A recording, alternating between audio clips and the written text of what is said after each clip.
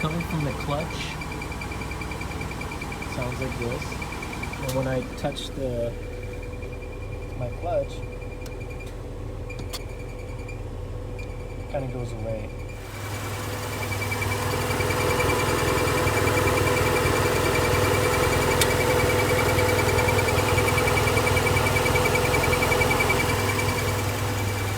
Alright folks, I'm underneath the car. I appreciate all of your input.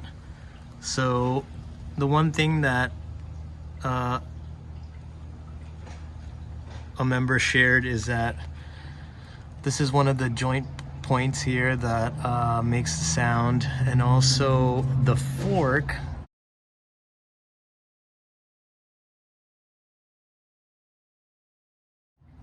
inside the transmission where it sits right here on the pivot point, that also makes that rattling. So I access both of them from there and there, and I put lithium grease.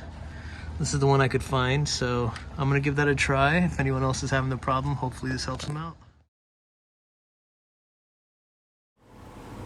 Alright,